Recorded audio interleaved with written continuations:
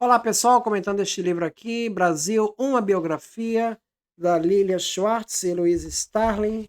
Ele é um livro que foi publicado em 2015. Vamos ver o que ela diz com relação ao tema da igreja e da religião, né?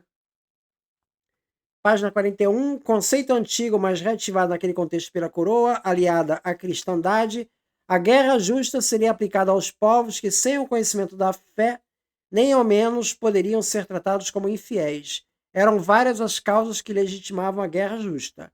Recusa a conversão. Então, o índio que não quisesse converter ao catolicismo justifica uma guerra justa, ou seja, pode ser escravizado. Tá? Todas aquelas bulas papais que vocês vão ver contra a escravização dos indígenas é desde que não seja uma guerra justa. Então, se não aceitar a conversão para o catolicismo, pode escravizar. Tá? Outro, hostilidades contra vassalos e aliados a portugueses. Quer dizer, se tiver um índio e queimar uma casa lá de um colono português, pode entrar numa guerra justa.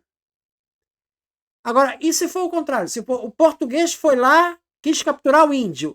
Aí depois, na semana seguinte, o índio, para revidar, atacou o português. Pronto, agora já tem guerra justa. Já pode ser guerra justa, já posso escravizar. Quebra de pactos e antropofagia. Considerada uma ofensa à lei natural, a antropofagia era passível de guerra, entendida como um direito e um dever para salvar almas que seriam sacrificadas ou comidas. Nesse momento, um debate apimentado entre dois religiosos, Bartolomeu de Las Casas e Juan Ginés de Sepúlveda, opôs duas maneiras de se entender os gentios e gerou modelos diversos de dominação. Para Las Casas, os nativos eram como rebanhos que precisavam ser ordenados. Na visão de Sepúlveda, eles não eram humanos e deveriam ser obrigados a ganhar a humanidade. Além de batizados, tinham que trabalhar para se tornarem homens. Revelou-se igualmente nefasta a concentração da população indígena nas aldeias controladas pelos missionários, uma vez que favoreceu a proliferação de doenças e epidemias. Catequese e civilização eram os princípios centrais de todo o projeto de colonização, justificando o aldeamento, a localização próxima das aldeias, o uso de mão de obra nativa e a obrigatória administração jesuítica. A ação era resultado imediato da atuação da Companhia de Jesus, a qual, criada por iniciativa de Inácio de Loyola em 1534, pouco antes de Paulo III, em sua bula papal, reconhecer os índios como homens verdadeiros, à imagem de Deus e, portanto, merecedores da catequização. A briga entre colonos e igreja, no que diz respeito à escravização indígena, foi uma constante, assim como muita mitologia cercou a questão do trabalho compulsório nativo. De modo, do ponto de vista do discurso religioso, de teor moralizante, os indígenas foram, sobretudo, considerados inapropriados para o cultivo e trabalho agrícola. Entretanto, aquilo que se chamava de inadaptação revelava concepções muito diferentes da vida e do cotidiano, os quais separavam europeus dos gentios. No entanto, diferentemente do que se popularizou na historiografia, que ocorrera em substituição do trabalho escravo dos índios pelos africanos, hoje se sabe que, a despeito do discurso oficial, os indígenas foram escravizados por um longo período. Então, existe uma versão de que parou de escravizar índio para escravizar negro. Né? Na verdade, não. Índio continuou escravizando aí por algum tempo. Tá? Mesmo que a igreja, os jesuítas, sendo contra, mas os portugueses ainda continuaram. Os paulistas, por exemplo, comportaram-se até o século XVIII como aprisionadores de índios, que ou vendiam ou utilizavam como mão de obra escrava das fazendas agrícolas do Planalto de Piratininga. Para tanto, não só assaltavam as missões jesuíticas estabelecidas na região do Paraguai, como a partir de 1640 praticamente limparam o sertão do Nordeste, onde então adentrava a nova colonização. Escravidão é sinônimo de violência. Segundo o padre Jorge Bense, que esteve no país no final dos anos 1600, a razão de submeter os escravos era para que se não façam insolentes e para que não busquem traças e modos com que se livrem da sujeição do seu senhor, fazendo-se rebeldes e indômitos. Servindo-se de um discurso paternalista e também religioso, no sentido de promessa de redenção futura, o sistema era explicado a partir da necessidade do uso exclusivo da coação. Então, aqui ela está colocando que a igreja ela dava o fundamento ideológico ali da escravidão.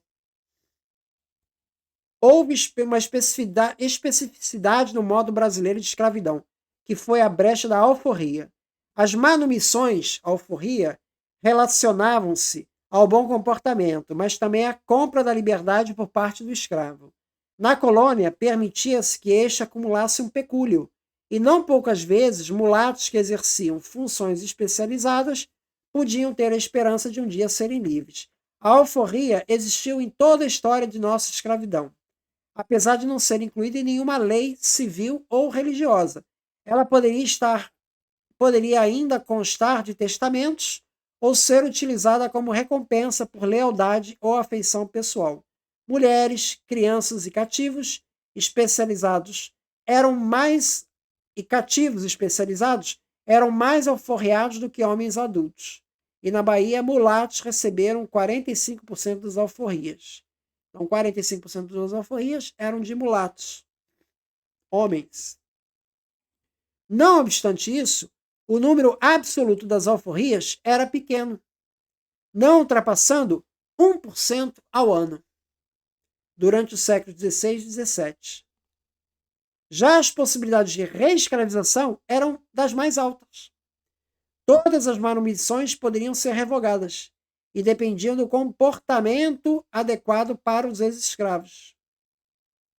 Considerava-se suficiente para pôr fim à alforria casos de deslealdade por parte dos libertos, assim como se apreendiam sem dificuldades negros em viagem e anulavam-se seus passaportes e registros. Então o cara podia ser liberto e de repente virar escravo de novo. Tá? E as alforrias, 1%. Então os dados ali do Marcelo Andrade, dizendo que 700 mil escravos em 1888 é porque o índice de alforrias era muito alto, tudo balela, tudo mentira, não tem fundamento, não tem historicidade nenhuma, é tudo negacionismo, tá? A alforria era, segundo os inventários aqui da Lilia Schwartz, 1%, tá? Isso bate com outros valores aí de outros autores aí que eu já citei aqui nos vídeos, tá? Aqui fala aqui, e ainda há um outro elemento a destacar. Por aqui, e contrariando a ladainha que descreve um sistema menos severo, os escravos reagiram mais, mataram mais os seus senhores e feitores, se aquilombaram mais e, por fim, também se revoltaram mais.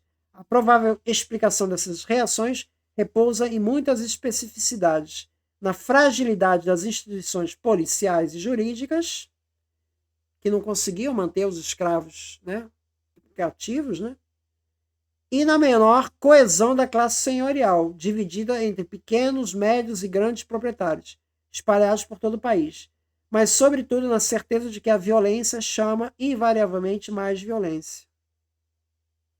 Então a violência da escravidão chama a violência da rebelião. Não há escravidão boa ou má, página 97. Portanto, não há escravidão melhor ou pior. Sempre, em qualquer lugar, ela gera o sadismo, a rotinização da violência e a perversão social. Para desespero da coroa, parte substancial da produção de ouro escapava das unhas do fisco e servia para alimentar um grande comércio ilegal, cuja taxa de lucro parecia compensar todos os percalços e riscos da aventura do contrabando. As autoridades coloniais fizeram de tudo para garantir o controle dessa produção. A entrada nas minas passou a ser monitorada por postos arrecadores e fiscalizadores, os registros do ouro e por guardas, postos com funções exclusivamente repressoras. O livro do padre Antonil foi confiscado pela coroa em 1711 e teve a sua circulação proibida, por descrever a rota de ligação entre Salvador e a região aurífera. Os contrabandistas também se valiam da cobiça de padres autoindulgentes que, dispensados de revista nos postos de controle, conseguiam surrupiar boa quantidade de ouro destinado aos cofres do rei. Furioso, Portugal vedou em 1709 a presença de ordens religiosas nas Minas. Página 117. Então, interessante, né? É o tal do Santinho do Pau Oco, né? Exemplo que dá de fraudes aqui na página 142.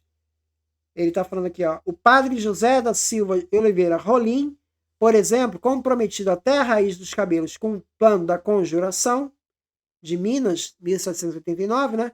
Passou boa parte da vida metido em fraudes contra a coroa. Falsificou moeda, subornou autoridades, inclusive as eclesiásticas. Emprestou dinheiro a juros e desviou diamantes do Tejuco, da rota oficial de Lisboa, para a trilha clandestina que terminava em Amsterdã. Ele foi, sem dúvida, uma mistura bizarra e explosiva de contrabandista, agiota, aventureiro violento e, de quebra, um sedutor incorrigível. Um personagem fascinante que, entretanto, em diversos aspectos, não estava sozinho. É um padre, né? Então, é isso que eu queria destacar aqui no livro. Muito obrigado, então.